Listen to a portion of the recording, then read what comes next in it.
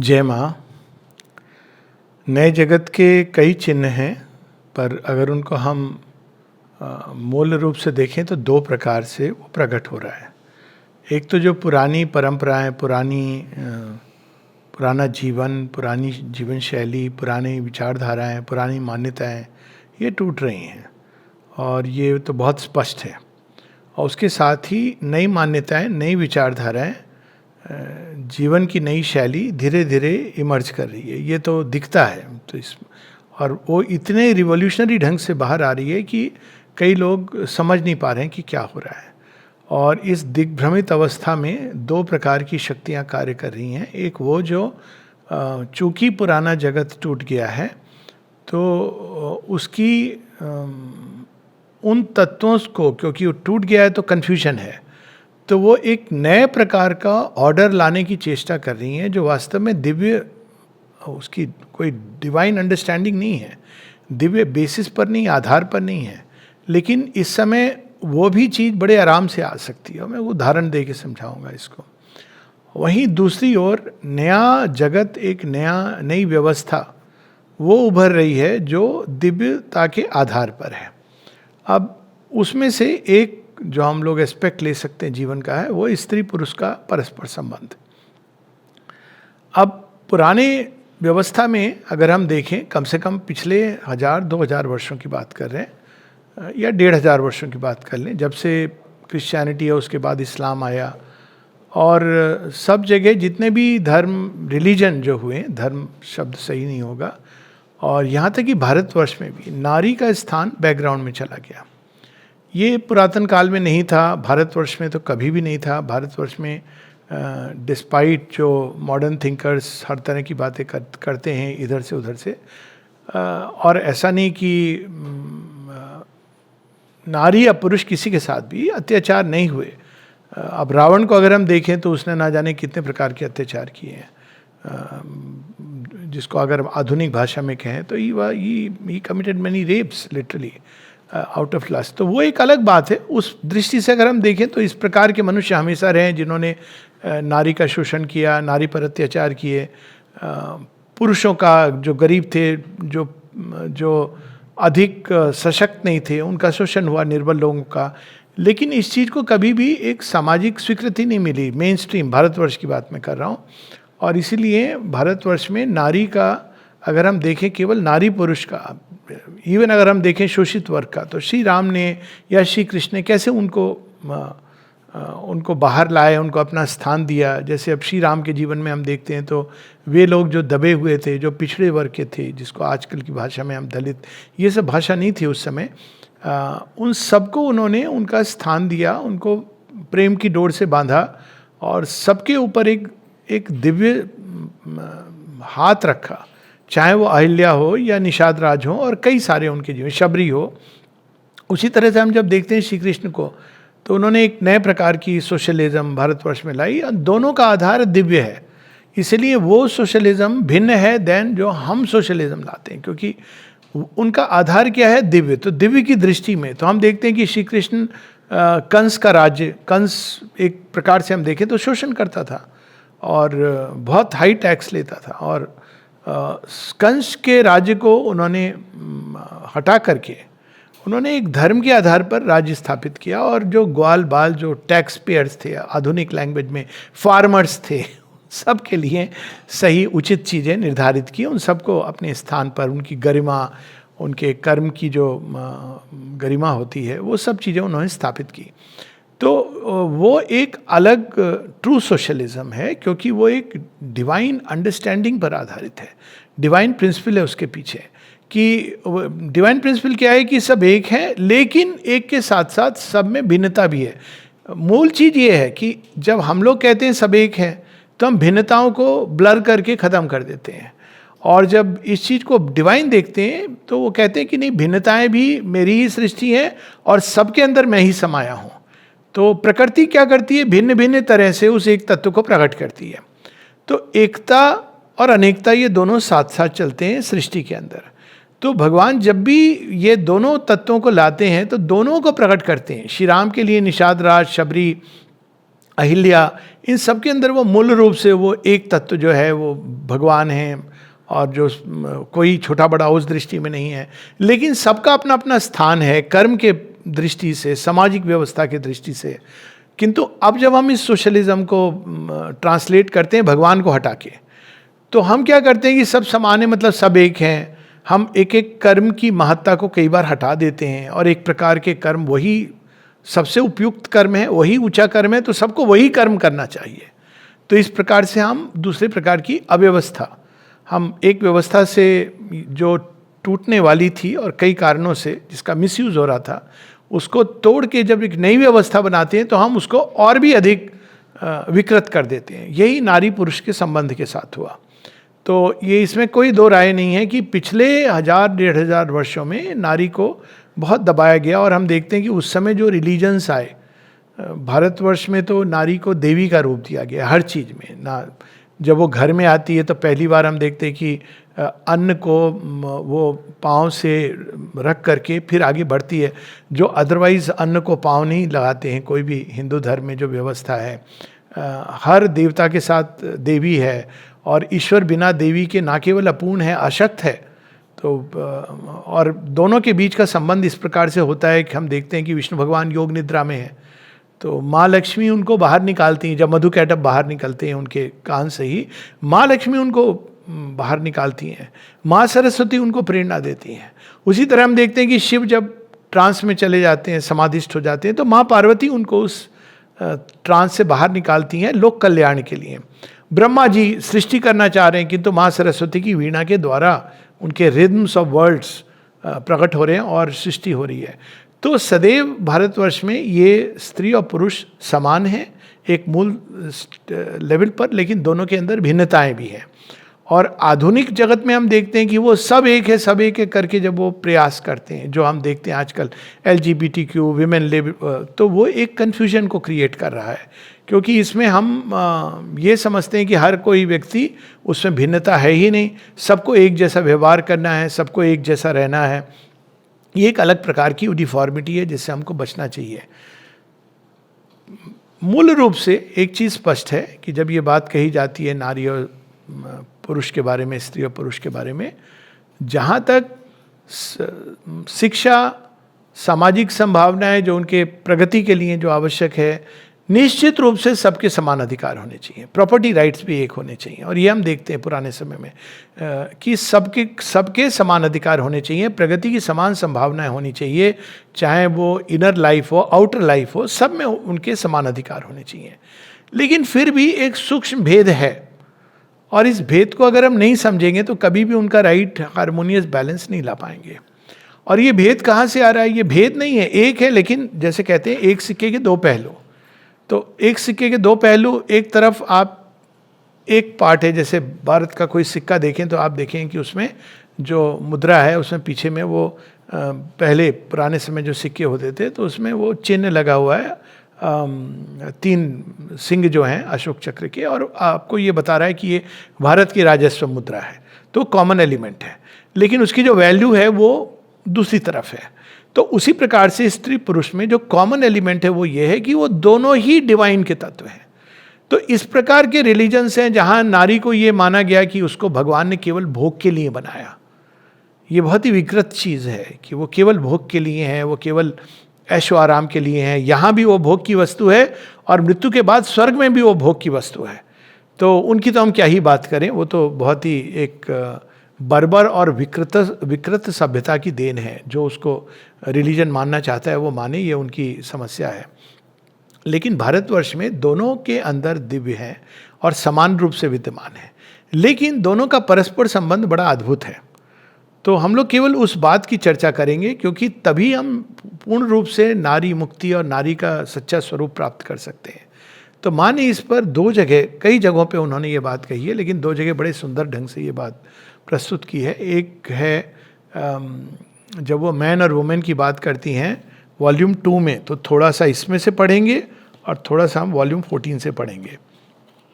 बहुत सुंदर बात है, क्योंकि परस्परता को समझना, ऐसा नहीं अगर नेचर चाहता सब एक जैसे हों तो एक जैसा बनाती है, लेकिन भिन्नता है और भिन्नता का एक प्रयोजन है।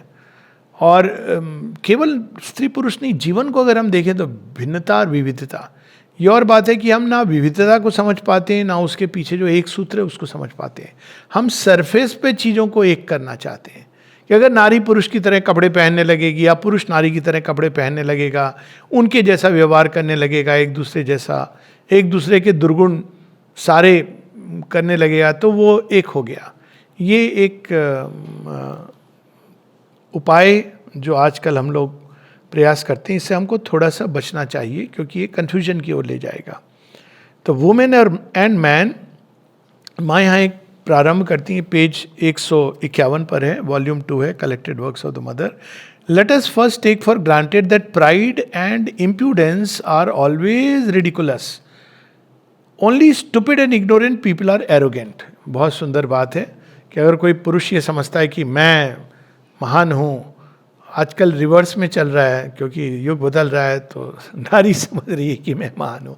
ये जो प्राइड है, ये तो केवल जो मूर्ख होते हैं वही प्राउड होते हैं, क्योंकि थोड़ा सा भी ज्ञान आता है तो व्यक्ति के अंदर विनम्रता आती है। तो ज्ञान का जितना अभाव होगा उतना अधिक व्यक्ति एरोगेंट होगा। मतलब अगर हम इसको मैथमेटिकल इक्वेशन में डालें तो हम कह सकते हैं the degree of arrogance is directly proportionate to the extent of stupidity.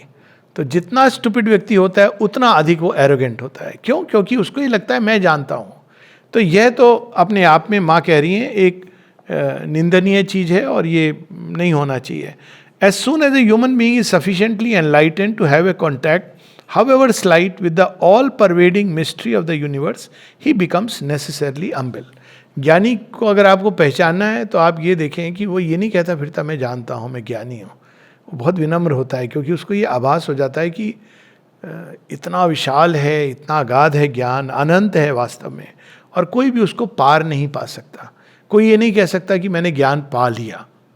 हम ये कह सकते हैं कि हम ज्ञान की ओर सतत अग्रसर हो रहे हैं। आप कितना भी, क्योंकि हमेशा ब्रह्मांड में कोई ना कोई चीज़ रहती है जो आप नहीं जानते हैं। इवन जब आप मूल रूप से ईश्वर को जान गए, मान लीजिए एक हो गए, तो भी क्या आप कह सकते हैं कि आप सब कुछ जानते? नहीं, क्योंकि प्रकटन में बहुत सारे जीवन, प्रकृति है, प्रकृति ने किस किस तरह से भगवान को अपने अंदर छिपाया हुआ है, दिव्य तत्व को, तो हम नहीं जानते। ऐसे लोग हैं जिन्होंने भगवान को पा लिया, लेकिन हम देखते हैं कि वो डॉक्टरों पे आश्रित होते हैं। तो मतलब आपका ज्ञान कंप्लीट नहीं है। ज्ञान तो तब कंप्लीट होगा जब आप सारी मानव शरीर की एक एक कोशिका के अंदर जो दिव्य तत्व छिपा है, एटम के अंदर छिपा है, वो सब कुछ और कैसे वो कार्य कर रहा है प्रकट हो जाएगा। तो ये तो हम केवल माँ श्री अरविंद की वाणी में ये देखते हैं, और वो कभी ये नहीं कहते कि हम ज्ञानी हैं। वो बिल्कुल ह्यूमैनिटी के एग्जाम्पल हैं Shri Maa Shri Aurobindo. Women by the very fact of her passivity having more easily than man the intuition of the supreme power at work in the world is more often more naturally humble। ये एक चीज, पहली चीज माँ बता रही है, स्त्रियों के अंदर एक विनम्रता स्वतः ही होती है। और वो विनम्रता का कारण है कि क्योंकि वो बहुत इंट्यूटिव होती है। पहली चीज जो बता रही है कि स्त्री इंट्यूटिव होती है, अंतर्भाष युक्त होती है, वो भावनाओं से चीज़ों को समझ जाती है। और जो पुरुष है वो मेंटलाइज्ड होता है, वो हर चीज़ को उसको माइंड में थॉट के माध्यम से उस चीज़ को समझता है। जो एक स्त्री भांप जाती है, जिसको कहते हैं ना, उसके अंदर एक भांपने की शक्ति होती है। और लोग कहते भी हैं कि उनके अंदर एक सिक्स सेंस होती है जिसके द्वारा वो जानती हैं। ये जरूरी नहीं कि हर बार सिक्स सेंस सही हो, लेकिन कहीं ना कहीं वो अंतर्भाष के द्वारा जानती हैं। और चूंकि वो अंतर्भाष के द्वारा जानती हैं, उनको ये चीज़ पता होती है कि ज्ञान को तुम इस एनालिटिकल प्रोसेस से नहीं जान सकते। वो बहुत कहीं ना कहीं वो उस सुप्रीम पावर के संपर्क में होती है, और ज़्यादा करीब से, दोनों होते हैं लेकिन ज़्यादा करीब से, उनका रास्ता ज़्यादा डायरेक्ट है, और इस कारण उनके अंदर विनम्रता होती है। लेकिन माइंड पुरुष को बहुत अधिक प्राउड बनाता है। But to base the fact of this humility on need is erroneous. कई बार हम लोग ये कहने लगते हैं कि नारी को पुरुष की आवश्यकता है। वास्तव में दोनों को एक दूसरे की आवश्यकता है। ये कहना कि वो मेरे ऊपर डिपेंडेंट है, स्त्री पुरुष पर डिपेंडेंट है, और आज के समय में तो किसी भी रूप में नहीं, और होना भी नहीं चाहिए, तो उसके आधार पर यह कहना कि एक का स्थान ऊंचा है और एक का स्थान नीचा है, ये किसी भी मायने में सही नहीं होगा, उचित नहीं होगा. Women needs man not more than man needs women, और rather more exactly man and women have an equal need of one another. स्पष्ट रूप से एक बात स्पष्ट हो जाए, यहां माँ जो एक पशु के उसमें नीड की बात हो रही है उसकी बात नहीं कर रही है कि प्रजनन के लिए एक दूसरे की आवश्यकता है.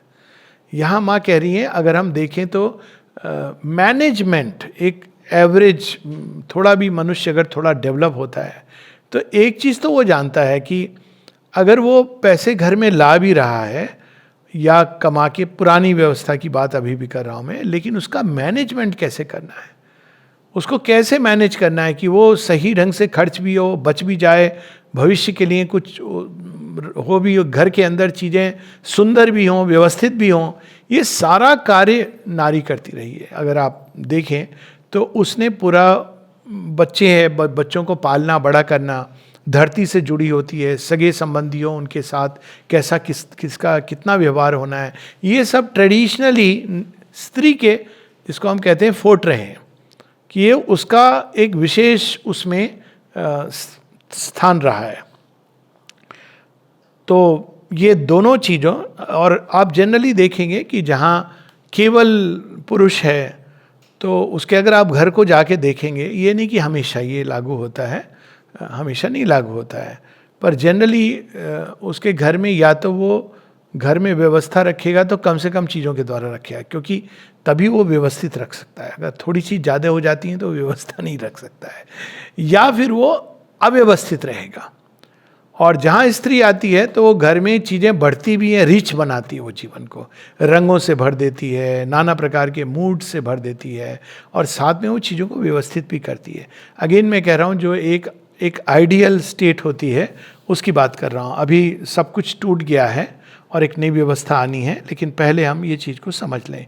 Even in the mere material domain there are as many men who depend materially upon women as there are women who depend upon men. और ये तो बात आज के समय में बिल्कुल सही है.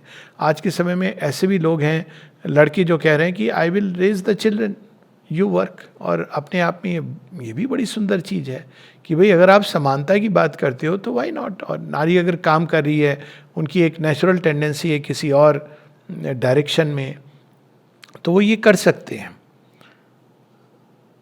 और कई ऐसी जगह हैं, अगर आप नॉर्थ ईस्ट में चले जाओ और मैट्रियार्कियल सोसाइटीज़ हैं, तो आप वहाँ देखेंगे कि नारी ही काम कर रही है, मेनली वो पैसे घर में ला रही है. और कई जगहों पे इसका रिवर्स मैंने देखा कश्मीर में. एक जो आश्चर्य हुआ हमें देख करके कि अगर नॉर्थ ईस्ट में जाओ तो बंगाल के आगे चले जाओ तो मैट्रियार्कियल सोसाइटी है, तो वहाँ नारी काम करती है, आसाम वगैरह में वो लाती है अच्छे से पैसे कमा के. और अगर आप कश्मीर में चले जाओ तो हमें तो श्रीनगर में एक भी नारी दिखाई नहीं दी थी, जैसे बाजार में घूमती हुई या शॉपिंग करती हुई या दुकान में बैठी हुई. तो एक पुरुष प्रधान सोसाइटी, और वो नेचुरली उस रिलीजन के कारण है जो मुख्यतः वहाँ फॉलो होता है. If humility were a result of that dependency, then in the first case, the men ought to be humble and the women to have the authority. सारी चीज़ें, घर की देखभाल, सब कुछ. Besides, to say that women should be humble because it is thus that they please men is also erroneous. It would lead one to think that woman has been put on earth only for the purpose of giving pleasure to man, which is absurd. तो यहाँ पर ऐसे धर्म हैं, आपको आश्चर्य होगा जो मानते हैं इसमें. और इससे बड़ा आश्चर्य है कि नारियां इस चीज़ को स्वीकार करती हैं. मुझे ये चीज़ आज तक समझ में नहीं आई कि ये क्या मानसिकता है. और ऊपर से भारतवर्ष के ऊपर उंगली दिखाई जाती है कि यहाँ पर नारी का अपमान. भारत एकमात्र ऐसा रिलीजन है, गर्व से हम कह सकते हैं कि हिंदू धर्म एकमात्र ऐसा धर्म है जहाँ नारी को देवी का दर्जा दिया गया है. और कहीं किसी रिलीजन में आप इस चीज़ को नहीं देखेंगे. ये नहीं कि नारी का शोषण नहीं होता है, लेकिन कम से कम इसकी एक रिलीजियस स्वीकृति नहीं है. रिलीजन में नारी को देवी पूजा भी होती है, कितनी सारी हमारी पूजाएं हैं जो नारी को केंद्र में रख के होती हैं. लेकिन ऐसे रिलीजन्स हैं जो ये मानते हैं कि नारी का स्थान केवल पुरुष को प्लेजर देने के लिए हुआ है या उसके पतन का कारण बनती है। और उसके कारण कई सारे नियम बनाए गए कि रिलीजियस प्लेस में नारी नहीं जाएगी, यहाँ नहीं जाएगी, वहाँ नहीं जाएगी, बुरके में रहेगी। और यहाँ तक कि बड़ी एब्सर्ड चीज़ें हैं कि अगर मृत्यु के बाद तुम स्वर्ग जाओगे तो वहाँ भी तुमको नारियाँ मिलेंगी। और किसी नारी ने ये सवाल किया कि हम लोग जब जाएंगे तो हमें क्या मिलेगा? तुमने कहा नहीं, तुम उन नारियों की हेड होगी। अब ऐसी मानसिकता, ये तो बड़ी ना केवल पिछड़ी बर्बर मानसिकता है, और इस मानसिकता पर जितना भी इसको जैसे भी तोड़ा जाए ये आवश्यक है, क्योंकि ये संसार की प्रगति के लिए अच्छा नहीं है। और इसलिए तो all the universe has been created to express the divine power and human beings, men और women, have for special mission to become conscious of and to manifest that eternal divine essence. तो यहाँ पे माँ कह रही हैं कि दोनों के अंदर मूल रूप से एक ही सत्य विद्यमान है, और दोनों को उस सत्य को जागृत करना है, और उनको एक दूसरे की सेवा नहीं करनी है, उनको भगवान की सेवा करनी है और धर्म की सेवा करनी है अपने अपने ढंग से। और जब वो भगवान की सेवा करेंगी, धर्म की सेवा करेंगी, तो अपने आप समाज सुंदर और स्वस्थ होगा। उस दिशा में अब चीज़ें जा रही हैं कि दोनों को अपने अंदर अपनी ही शक्ति को जागृत करना है। तो यहाँ पे माँ ये बताती हैं, और साथ में ये बताती हैं कि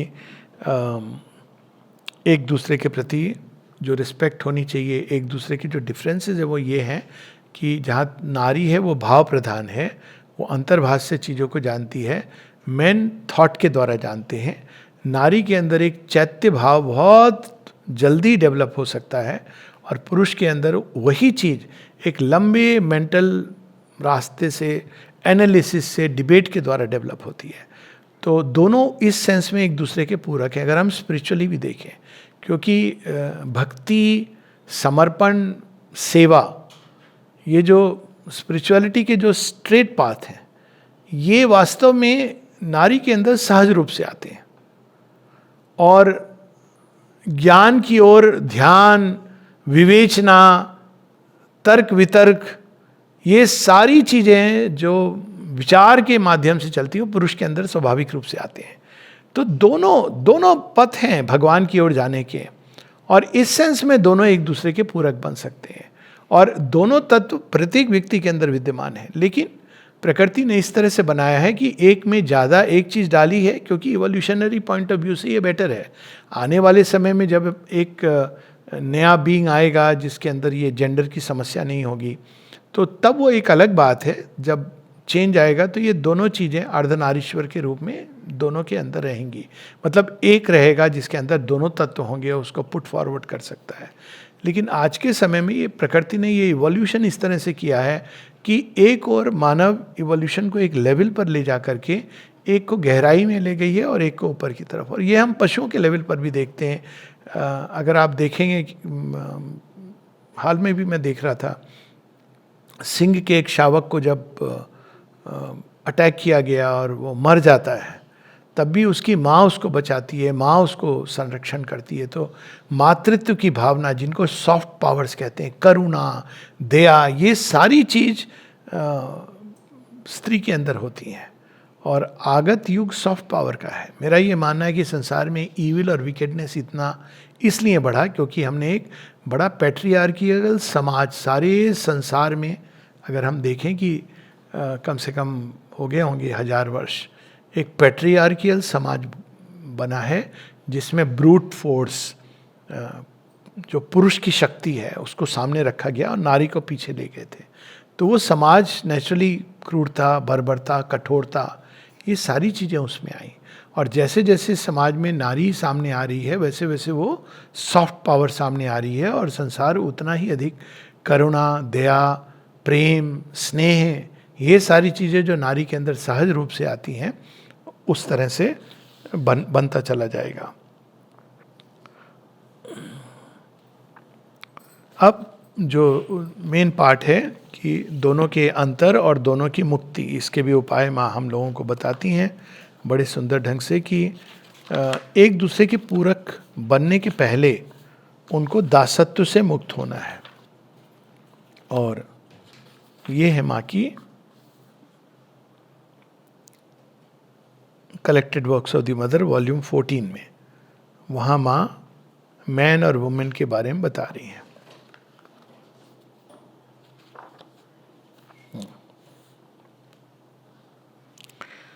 कुछ चीज़ें बड़े सुंदर ढंग से स्पष्ट करती है माँ, कि ये सोचना कि नारी अधिक वाइटल और फिजिकल से जुड़ती है, अटैच हो जाती है और पुरुष नहीं होते, माँ इस बात का खंडन कर रही हैं।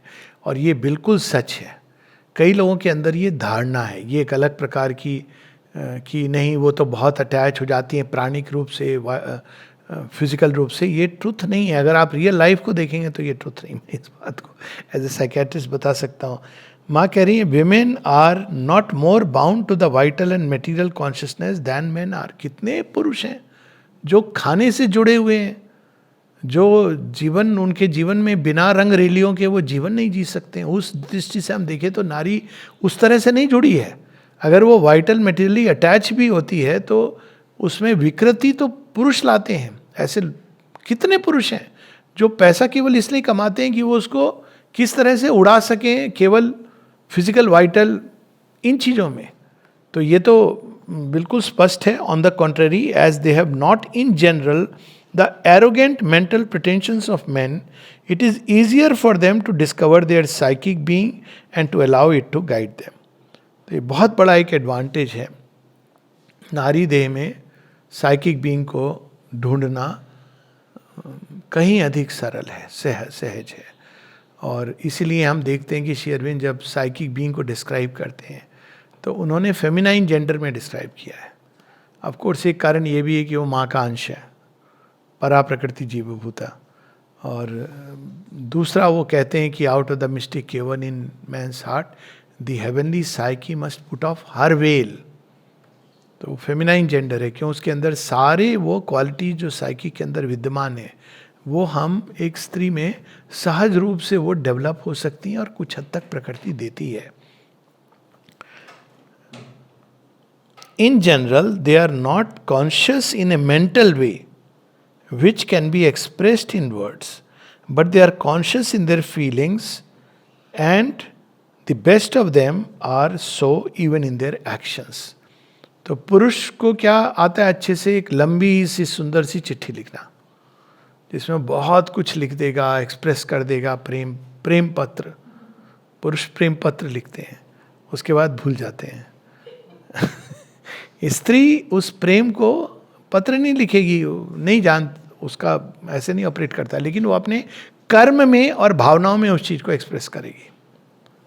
और अगर आप उसको नहीं पढ़ सकते हो, अगर आप केवल एक इंटेलेक्चुअल मैसेज ढूंढ रहे हो तो आप गलत जगह ढूंढ रहे हो। ऐसा नहीं कि नहीं करती है, पर जनरली ये चीज़ पाई गई है। वो उनका एक्सप्रेशन सेवा और उनका एक्सप्रेशन कर्म, उनका एक्सप्रेशन भावनाओं में होता है। और कई बार वो भावनाओं को अभिव्यक्त नहीं कर पाती हैं जैसे पुरुष करता है। तो अब दोनों को अगर इक्वलिटी की ओर जाना है तो माँ एक 3 सूत्री फॉर्मूला देती हैं, पुरुष के लिए, स्त्री के लिए। क्योंकि इन दोनों का जो परस्पर संबंध है एकदम पशु तत्व का संबंध हो सकता है या दिव्य तत्व का संबंध हो सकता है। डिवाइन लेवल पर अगर हम देखें तो ईश्वर और शक्ति, ईश्वर के अंदर वो सब विद्यमान है जो आवश्यक है सृष्टि के लिए, लेकिन बिना उनकी शक्ति के वो केवल अंदर में विद्यमान रहेंगे। तो नारी मैनिफेस्टिंग पावर है, जो ईश्वर के अंदर है उसको अगर प्रकट करना, अभिव्यक्त करना है तो नारी वो प्रेरणा के रूप में अभिव्यक्त कर सकती है, वो ऑर्गेनाइज करके मैनिफेस्ट कर सकती है, कई प्रकार से वो मैनिफेस्ट करती है। तो मैनिफेस्टेशन के लिए तो ये हाईएस्ट रिलेशन है। और लोएस्ट रिलेशन जो है वो है पुरुष और स्त्री का परस्पर आकर्षण, जो केवल प्रजनन के लिए है। इसके बीच में एक मानवीय रिलेशन है। मानवीय संबंध में एक दूसरे के जैसी बात हुई, पूरक, दोनों अपनी स्ट्रेंथ्स को लाते हैं और अपनी स्ट्रेंथ्स को मिला करके वो एक सुंदर समाज, एक सुंदर जीवन का निर्माण करते हैं और एक दूसरे के पूरक बनते हैं, कंपेनियंस बनते हैं इस सेंस में। तो ये 3 लेवल हैं जिस पर हम लोग, या एक चौथा भी लेवल है, हालांकि आजकल होना नहीं चाहिए लेकिन है, और वो है एक आसुरी और राक्षसी संबंध। आसुरी और राक्षसी संबंध में दोनों स्वच्छंद हैं और दोनों जीवन को केवल अमर्यादित जीवन, जिसमें उनके जीवन का बस एक ही लक्ष्य है कि कैसे हम जीवन में सुख उपभोग, कैसे साधन इकट्ठे करें और उसको एंजॉय करें प्लेजर के लिए। तो ये भारतवर्ष में तो नहीं देखने में आता है जनरली। वेस्टर्न में कई कल्चर में कई जगह पर ये वे ऑफ लाइफ भी है, पर जो इससे बेटर जो है, जो केवल एक परस्पर आकर्षण होता है। माँ कहती हैं कि ये जो आकर्षण है ये योग की दृष्टि से ये अच्छा नहीं है, क्योंकि जहाँ केवल एक ऑफस्प्रिंग प्रजनन के लिए प्रकृति ने ये आकर्षण बनाया है, उससे one has to come out. माँ एक जगह बड़े सुंदर ढंग से कहती हैं, किसी ने पूछा कि माँ मैं किसी की ओर आकर्षित हूँ तो मुझे क्या करना चाहिए। माँ कहती है अगर ये फिजिकल अट्रैक्शन है तो कम आउट ऑफ इट। अगर ये वो वाला अट्रैक्शन है जिसमें तुम केवल एक पशु को धकेलती है प्रकृति केवल प्रजनन की दृष्टि से और आकर्षण क्रिएट करती है जो प्रजनन के बाद समाप्त हो जाता है, तो उससे तुम बाहर आ जाओ, ये तो मानव तुल्य है ही नहीं। अगर वो वाइटल अट्रैक्शन और अटैचमेंट है तो इसको चेंज किया जा सकता है, इसको तुम ऑफर करके रूपांतरित कर सकते हो। अगर वो एक प्रकार से प्राणिक या भावनात्मक संबंध है तो उसको रूपांतरित किया जा सकता है। अगर ये मेंटल कंपेनियनशिप है तो कुछ हद तक ये ठीक है, और अगर ये दोनों के चैत्य और आध्यात्मिक भूमि पर अगर मिलन है, जो हम देखते हैं ऋषि और ऋषि पत्नियों में, तो ये सुंदर बात है। लेकिन वो we should be very clear, उसमें बहुत विकास की, आंतरिक विकास की जरूरत है। लेकिन माँ बड़े स्पष्ट रूप से कहती हैं कौन सा संबंध है जो योग की दृष्टि से घातक है, और वो है केवल वो जो फिजिकल अट्रैक्शन है जिसमें केवल प्रजनन का संबंध है, उससे बाहर आ जाना चाहिए। प्राणिक संबंध उसको रूपांतरित किया जा सकता है, क्योंकि आपकी भावनाएं उसमें उठती हैं, उनको आप ऑफर करके भावनाओं को प्योर बना सकते हो, ताकि उसके अंदर जेलसीज, एक दूसरे के प्रति जो विकर्षण अचानक आ जाता है, पॉजिटिवनेस आ जाती है, डोमिनेटिंग टेंडेंसी आती है, इन चीज़ों से आपको बाहर निकलना है ताकि आपका प्राण शुद्ध हो सके। तो इट इज़ पॉसिबल। और अगर मेंटल इंटेलेक्चुअल कंपेनियनशिप है, जिसको आमतौर पे प्लेटोनिक रिलेशनशिप कहा जाता है, तो दैट इज़ ऑल राइट। उसमें बस तुमको सचेत रहना है कि ये चूँकि पशु हमेशा रहता है कहीं ना कहीं, घास चरता रहता है, तो इसका ध्यान रखना है कि वो अचानक आपको सरप्राइज ना कर दे। तो क्योंकि ये संभव है, खासकर एक एज के पहले, इसीलिए जनरल कॉशन ये होता है कि अकेले में ना मिलो। ये सब कॉशन इसलिए कहे गए क्योंकि ये फ्रेंडशिप हो सकती है कि इंटेलेक्चुअल फ्रेंडशिप, लेकिन वन हैज़ टू रिमेंबर, क्योंकि प्रकृति का काम ऐसा होता है और किस समय कौन सी चीज़ पीछे से ढकेल दे, तो you have to be conscious. और अगर स्पिरिचुअल है और साइकिक है, उसके लिए आपको पहले लोअर नेचर से बाहर निकलना है। तो बाहर निकलने के क्या साधन है? Man and women slavery, no law can liberate women unless they liberate themselves. What makes them slaves is, स्त्री पुरुष की दास कैसे बनती है? 1. Attraction toward the male and his strength. अब वो स्ट्रेंथ को आजकल मैंने देखा है कि चेंज आ गया है, तो वो मेल की ब्रूट स्ट्रेंथ की तरफ जो राक्षसी आसुरिक महिलाएं हैं या स्त्रियां हैं वो आकर्षित होती हैं। लेकिन एक अलग प्रकार की स्ट्रेंथ है, इंटेलेक्चुअल स्ट्रेंथ, जिसकी ओर भी आकर्षित हो सकती हैं, क्योंकि नारी के लिए वो पूरक तत्व होता है। जैसे पुरुष है, वो नारी के अंदर जो उसकी टेंडर फीलिंग्स हैं उसके प्रति आकर्षित होता है, क्योंकि उसके अंदर वो चीज़ सहज स्वाभाविक रूप से नहीं है। और पुरुष नारी के अंदर उस तरह की इंटेलेक्चुअल नॉर्मली वो उस दिशा में नहीं जाती है, डेवलप नहीं करती अपने आप को, तो ये एक दूसरे की ओर आकर्षित करते हैं। तो attraction toward the male and his strength, अगर हम आकर्षित होंगे उसकी तरफ तो हम कहीं ना कहीं डिपेंडेंट होंगे, क्योंकि उसी चीज़ के लिए हम दासत्व स्वीकार करेंगे। 2. Desire for home life and it's security.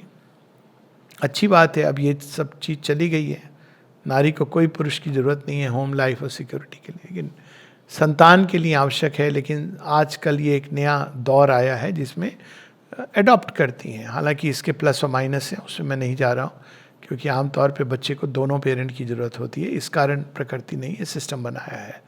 पर फिर भी अगर इस मदरहुड के भाव से अगर वो बाहर आ जाए तो वो पुरुष से मुक्त हो सकती है। तीसरा, अटैचमेंट टू मदरहुड, ये यहाँ पर है, home life and security, and third is attachment to motherhood. If they get free from these 3 slaveries they will only be the equal of man.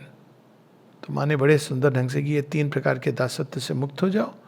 तो ये नहीं कह रही है माँ कि इक्वल टू मैन मतलब आपके संबंध नहीं होंगे, लेकिन आप ये जो संबंध का आधार है जो पुराने समाज की व्यवस्था में था, ये संबंध खत्म हो जाएगा कि केवल आप विवाह के लिए, नारी बड़ी हो गई है, बच्चे आने हैं और उसको सिक्योरिटी देनी है, ये जो पुराने जगत का आधार था ये तो समाप्त होना चाहिए, और ये अपने आप समाप्त हो रहा है, क्योंकि ये आधार एक रॉन्ग प्रिजम्पशन पर आधारित है कि नारी इक्वल नहीं है। इसमें एक गलत प्रिजम्पशन है कि बिना पुरुष के नारी काम नहीं कर सकती, मैनेज नहीं कर सकती, सिक्योरिटी अपनी प्रोवाइड नहीं कर सकती। तो ये सारी चीज़ें पुराने जगत की थी जो चली जा रही हैं। Men also have 3 slaveries, 1 spirit of possession, attachment to power and domination. तो पजेस नारी एक प्राइवेट प्रॉपर्टी है। ये आप देखेंगे पुराने जगत में ये कैसे होता था। भारतवर्ष में अगेन ये बुराई नहीं रही है, कुछ हद तक आई विदेशी कॉन्टैक्ट के कारण, मुगल सभ्यता और वेस्टर्न कल्चर कॉन्टैक्ट के कारण, लेकिन भारतवर्ष में मूल रूप से कभी भी नारी को प्रॉपर्टी नहीं माना गया है, बल्कि वो तो लेके आती है, जब जहाँ भी जाती है वो लक्ष्मी लाती है, धन धान्य लाती है, but she herself is not treated as a property. वो एक इक्वल है और उसका अपना एक स्थान है, पुरुष का अपना एक स्थान है। तो ये जो स्पिरिट ऑफ पोजीशन की ये मैं जो चाहूँ करूँगा, मैं जैसे चाहूँगा वो वैसे चलेगी, डोमिनेट करना, और एक अटैचमेंट टू पावर कि कोई है घर में जिसके ऊपर मेरा पूरा आधिपत्य है, मैं जो बोलूँगा उसको ये करना है। तो ये जो चीज़ है, इसको मैन को इससे बाहर निकलना है। अब जब माँ ये कह रही है बाहर निकलना है, तो मतलब ये कि नए जगत में ये ऑटोमेटिकली ये चीज़ होगी। ये बदलाव पुरुष और स्त्री में आ रहा है और वो आएगा, ये दिशा है। इसको हम कह सकते हैं कि ये संकेत है कि भविष्य की ओर जा रहा है। Second, Dzire for sexual relation with women, ये पुरुषों की वीकनेस है, नारियों से कहीं अधिक वो बायोलॉजिकली इस तरह की ट्यूनिंग है पुरुषों की। क्योंकि अगर आप ध्यान से देखें पशु जगत में क्या होता है, ये पशुत्व का एक भाग है। तो पशुओं में क्या होता है कि जो मेल पशु होता है वो इम्प्रेग्नेट करता है और फिर वो चला जाता है, वो ज़्यादातर वो देखभाल नहीं करता है। बहुत कम हायर एनिमल्स हैं जहाँ वो डबल पेरेंटिंग प्रारंभ हुई है, पर जो वुमेन है उसको धारण करती है, बाहर लाती है, उसको बड़ा करती है, तो she can not afford. Whereas जो मेल मेंबर है वो जगह जगह जाके इम्प्रेग्नेट करता है। तो ये प्योरली एक बायोलॉजिकल एनिमल टेंडेंसी है, लेकिन ये पुरुषों में विद्यमान है। और अगर वो सेक्सुअली विमेन की ओर एक्सप्लॉइट करना तो बहुत बड़ी बात है, लेकिन उनकी ओर अगर वही संबंध जोड़ना चाहेंगे तो वो हमेशा दास रहेंगे। और इस पर तो बड़ी फेमस कहानियाँ हैं, बड़े बड़े राज्य साम्राज्य ध्वस्त हो गए। और पुराने समय में इस बात को जानते थे, एक्सप्लॉइट किया जाता था, तो विष कन्याओं का प्रचलन था। तो विष कन्याएँ कौन होती थी? वो यही होती थी जिन्होंने, अब उसके तो बड़ी फैंटेसी वाली स्टोरीज भी हैं कि लेकिन वास्तव में वो स्टोरीज ये नहीं कि वो विष खा के वो काट लें तो मर जाएं, किंतु उनके अंदर इस प्रकार के रोग होते थे जो एक्चुअली ये साइंटिफिक फैक्ट है, जो केवल स्त्रियां उसको धारण करती हैं, कैरियर होती हैं, लेकिन पुरुष में अगर वो हो जाए तो वो फैल सकता है, उसकी मृत्यु का कारण बन सकता है। तो इस प्रकार की विष कन्याएं होती थी जो पुरुष की इस कमजोरी को यूटिलाइज करती थी। और अभी भी अगर हम देखें तो ये भी सच है कि योग की भूमि पर भी, एक सूक्ष्म भूमि पर भी ये सच है कि इस प्रकार की कभी कभी वृत्तियों को जगा देती हैं एडवर्स फोर्सेस जो काम कर रही हैं, और ऐसे साधन जुटा देती हैं जिससे कि आपका पतन हो। तो ये एक पार्ट है जो आवश्यक है समझना। ये नहीं कि यही एक आधार, ये संबंध का आधार नहीं है, किंतु ये एक सत्य है जो मनुष्य को दास बनाता है। तो ये सेकंड है desire for sexual relation with women. Third, attachment to the small comforts of married life. इससे हम सब जानते हैं, चाय बना दो जी, भोजन बना दो जी. अब ये भी अपने आप अब बदल रहा है. अब तो एक नए जगत में हम सांस ले रहे हैं. हम देखते हैं कि पुरुष वो सब कुछ कर पा रहे हैं जो ट्रेडिशनली स्त्रियां करती थी, और स्त्रियां वो सब कुछ कर पा रही हैं जो पुरुष कर पाते थे. तो आने वाले समय में जो संबंध होगा उसका आधार ये नहीं होगा कि केवल एक संतान की चाह है या सेक्सुअल अट्रैक्शन है. आने वाले समय में जो आधार होगा वो ये होगा कि दोनों कहीं ना कहीं एक दूसरे के पूरक हैं और संभवतः एक दूसरे की आध्यात्मिक एस्पिरेशन या हायर ग्रोथ और प्रोग्रेस में सहायक है. तो ये संबंधों का आधार होने वाला है, और उसके लिए संसार समाज उस तरफ जा रहा है. If they get rid of these 3 slaveries they can truly become the equal of women. एक चीज माँ ने बड़ी सुंदर कही है, 2 चीजें, सूत्र उनके साथ समाप्त करूंगा. To be truly a good wife is almost as difficult as to be a true disciple. जैसी अपेक्षा की जाती है. इसीलिए तैयारी तो वास्तव में योग साधना की नारी की होती है. पुरुष को अगर साधना करनी है तो बहुत कुछ उसको अंदर में छोड़ना है. नारी सेवा निष्ठ है, बनाई ही ऐसे गया है, और इस कारण स्वतः ही और अंतर्भास युक्त है, और उसके अंदर प्रेम का ऑलरेडी अंश है. तो सेवा, प्रेम, अंतर्भास, ये 3 चीजें, मेंटल एरोगेंस का अभाव, एक बेसिक विनम्रता, और क्या चाहिए. तो बिना स्त्री तत्व के पुरुष साधना नहीं कर सकता है. और मुझे लगता है यही जो हम देखते हैं ऋषियों की कहानियाँ, कई बार इसको हम गलत ढंग से समझते हैं. मेरा ऐसा मानना है कि ऋषि के लाइफ में अप्सरा आ गई, उसका पतन हुआ. नहीं, उसका जीवन एक रस की दिशा में जा रहा था, और एक जगह पर जाकर के उसके अंदर एक ब्लॉक हो रहा था. ये अप्सराएं स्वर्ग से आती थी, ये उसके अंदर कोमल भावों का संचार करती हैं, और उन कोमल भावों का संचार करके उसको एक चैत्य के दिशा में भी टर्न करती हैं. जो प्रेम होता है, कई ऐसे पुरुष हैं जो केवल एक पुरुष तत्व के आधार पर साधना की ओर जाते हैं, और वो किसी भी प्रकार का दूर रहते हैं नारी तत्व से. और अक्सर ये देखा गया है कि उनकी साधना बड़ी कठोर, उग्र, कई बार एक बड़ी एरोगेंट ये रूप ले लेती है. और नारी तत्व जो आता है तो वो उनको विनम्र करता है, वो उनको प्रेम, भक्ति, इसका प्रादुर्भाव होता है. तो ये एक जनरल ऑब्जर्वेशन है.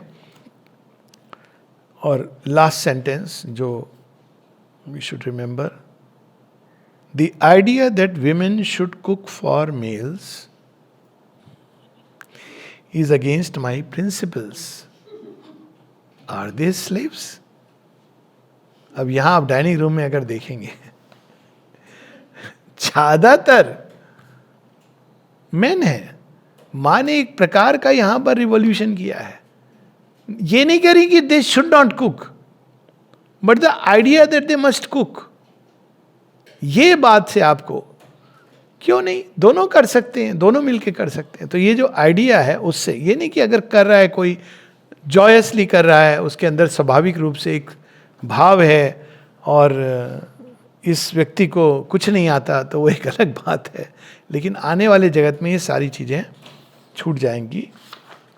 अंत में इसको मैं पढ़ूंगा नहीं, लेकिन अगर कोई जानना चाहे कि विवाह के संबंध में माँ ने क्या लिखा है, तो इसी वॉल्यूम में collected works of the mother volume 14 में पेज 291 291 में मैरिज एंड चिल्ड्रन पर माँ ने कहा है. और ये भी एक भविष्य सूचक है कि भविष्य में विवाह रूप बदलने वाला है.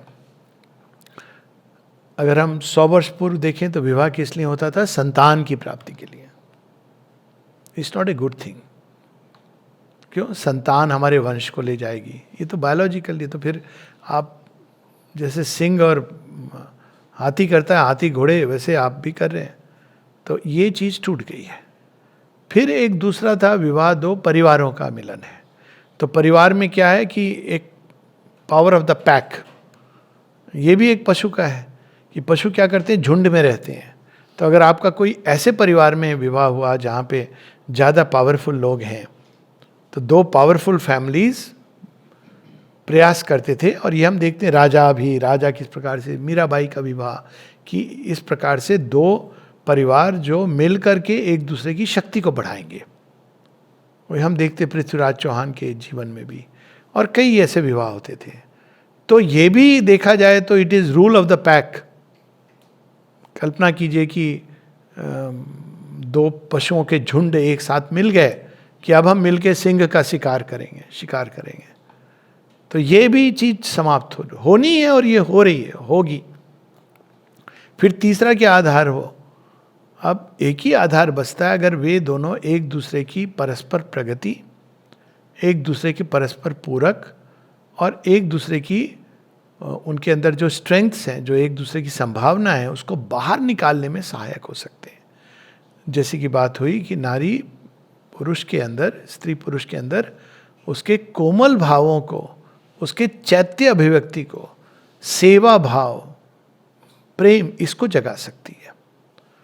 और पुरुष उसी प्रकार से उसके अंदर एक इंटेलेक्चुअल थॉट, आइडिएटिव मेंटालिटी, इसको जगा सकते हैं। और इस प्रकार से दोनों अगर साथ चलें, एक दूसरे की अभिप्सा को पोषित करते हुए, तो ये भविष्य का संबंध है। और उसी प्रकार से कई स्त्री पुरुष के संबंध ऐसे होते हैं जहाँ वो एक दूसरे की कमजोरियों को, एक दूसरे की वीकनेसेस को बाहर लाते हैं। दोनों झगड़ा करते हैं, दोनों कोई ईर्ष्या करता है, कोई पॉजिटिवनेस रहता है, और वो दोनों एक दूसरे को वास्तव में डिस्ट्रॉय करते हैं। तो ऐसे भी संबंध है जहाँ वो एक दूसरे के केवल पतन का नहीं, विनाश का कारण बनते हैं। और ये भी बात हम लोगों को सचेत रखना है कि ये संबंध ऐसे होने चाहिए जो पूरक हैं, जो एक दूसरे के विकास में सहायक है।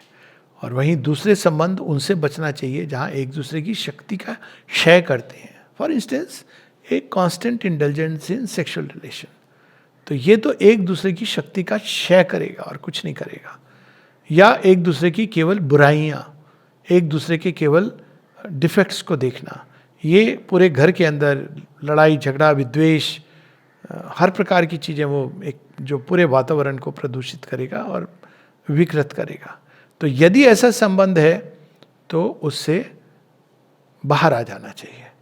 और इसी कारण आज के समय में ये नई चीज़ आई है, इसको कई लोग नहीं समझ पा रहे हैं, वो है लिव इन रिलेशन।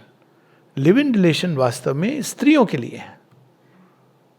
क्यों? क्योंकि अगर उनको ये लगता है कि पुरुष मेरा केवल एक सेक्सुअल एक्सप्लॉयटेशन कर रहा है, आश्चर्य होगा पर मैं जानता हूँ कुछ एक ऐसे कहानियाँ हैं बहुत सारी जहाँ केवल फिजिकल रिलेशन के लिए पत्नी घर में थी। तो यदि वो केवल सेक्सुअल एक्सप्लॉयटेशन कर रहा है, तो अगर आप मैरिड हैं तो बहुत कठिन है निकलना, क्योंकि आप ये नहीं कह सकते हैं कि मेरा सेक्सुअल एक्सप्लॉयटेशन मेरे हस्बैंड द्वारा हो रहा है। वो ठीक है, आपने मॉडिफाई किया है थोड़े बहुत नियम को कि नो मीन्स नो, बट ये रियल लाइफ में नहीं लागू होता है। तो ये नारी की सुरक्षा के लिए आवश्यक है, क्योंकि नहीं तो वो बाहर नहीं आ सकती है, वो उसमें जकड़ी जा सकती है अगर उसको केवल प्लेजर ऑब्जेक्ट के रूप में ट्रीट किया जा रहा है। लेकिन अगर उसका रिलेशन, दोनों का संबंध एक मैरिज के आधार पर नहीं बल्कि एक डीपर प्रॉमिस के आधार पर है, देखा जाए तो कितनी सुंदर बात हो कि चूंकि एक दूसरे को आपने वचन दिया है, प्रॉमिस किया है। दुष्यंत और शकुंतला की कहानी देखो तो वो कितना सुंदर हो, लगता है कई बार वो भविष्य की कहानी है, पास्ट की नहीं है, कि दोनों एक दूसरे को वचन देते हैं। राजा भी भूल क्यों जाता है? क्योंकि शायद राजा है, शायद पुरुष है, लेकिन कहानी में है कि उसको एक कर्ज मिलता है। लेकिन उस वचन के आधार पर सारे गंधर्व विवाह ऐसे ही होते थे, वचन के आधार पर वो पालन किए जाते थे। और ये नहीं कि वो रिचुअल बड़े सुंदर हैं, पर रिचुअल पार्ट बहुत अच्छा है विवाह का, कम से कम भारतीय जो रिचुअल्स हैं। लेकिन जो लीगल पार्ट है वो प्रॉब्लमैटिक है। लीगल पार्ट में क्या होता है कि एक और लीगल पार्ट इसलिए किया गया है ताकि एक दूसरे को प्रॉपर्टी राइट्स, क्योंकि समाज इतना गिर गया कि लीगल राइट्स की जरूरत पड़ी। पर लीगल तो आधार नहीं हो सकता किसी चीज का। लीगल का मतलब आपके मन में खोट है, आप किसी से लिखवा करके क्यों लेते हो जब आपको विश्वास नहीं है। तो जब कोई लीगल डॉक्यूमेंट बनता है तो मतलब आपका वास्तव में विश्वास नहीं है। अगर विश्वास नहीं है तो आप लिख के लेते हो कि भाई ऐसा ऐसा तुमको करना पड़ेगा। वे चीज़ें जो एक उन्नत समाज में सहज होनी चाहिए, बराबरी, एक दूसरे की प्रगति का अवसर, इक्वल राइट्स, चाहे वो पैसे की बात हो, तो समाज को कितना विकसित होने की जरूरत है। तो जो लिव इन रिलेशन का अर्थ है वास्तव में, उसका जो गुड साइड है वो ये है। आई एग्री कि उसका एक बैड साइड है कि अगेन एक्सप्लॉइटेशन उसमें दूसरे ढंग से हो सकता है। ऐसे पुरुष हैं जो साथ रहते हैं, प्रॉमिस करते हैं और उसके बाद छोड़ के चले जाते हैं। लेकिन जो अल्टीमेटली सच तो ये है कि संबंध फ्रीडम के आधार पर होना चाहिए, दोनों के अंदर प्रेम का आधार होना चाहिए। अगर प्रेम का आधार नहीं है, मैरिज केवल एक लीगल डॉक्यूमेंट है, आप निभा रहे हो, ठीक है, अच्छी बात है, लेकिन आधार तो प्रेम है। तो ये एक इसका टोटल व्यू है। भविष्य इस ओर ले जा रहा है मनुष्य को, और ये तभी संभव है जब हम लोग, अभी बहुत कुछ उठना है चेतना में, एक स्पिरिचुअल कॉन्शियसनेस जैसे जैसे बढ़ेगी वैसे वैसे ये होगा। और इसलिए श्री अरविंद माता जी ने जो उपाय दिया है बड़ा सुंदर, उन्होंने कोई सूत्र नहीं लिख के दे दिए, वो तो दिए हैं जैसा हमने पढ़ा, लेकिन उन्होंने कहा है संसार की जितनी भी समस्याएं हैं, इंक्लूडिंग मैन वुमेन रिलेशन, इसका समुचित समाधान केवल आध्यात्मिक विकास के द्वारा ही हो सकता है। अगर आप इस स्पिरिचुअल इवोल्यूशन में नहीं प्रवेश करोगे, केवल अपने रिलीजन की जो डॉक्ट्रिन्स हैं उसको पकड़ के प्रयास करोगे, या जैसा वेस्टर्न सोसाइटी में लॉ के आधार पर करोगे, तो वो चीज़ें सब ब्रेक डाउन होंगी। क्योंकि मनुष्य तो वही पशु है, मनुष्य के अंदर वही टेंडेंसीज हैं। और अगर हम स्पिरिचुअल चेतना की ओर जाएं तो हम नेचुरली निम्न चीज़ों से निकलेंगे, पशु प्रकृति से निकलेंगे, आसुरी और राक्षसी वृत्तियों से निकलेंगे, जो भी समय लगे उसमें मानव गुणों से युक्त होंगे और आगे देव गुणों से युक्त होंगे। तो अगर दोनों के संबंध को अल्टीमेट रूप मिलना है तो केवल commonality of spiritual aspiration, commonality of spiritual path and togetherness, helping each other progress on that great journey, यही होता था ऋषियों का और ऋषि पत्नियों का संबंध, जो बाद में अब बहुत कुछ ना ऋषि रहे ना ऋषि पत्नियां रही, पर आगत समय में यही भविष्य है। जय मां।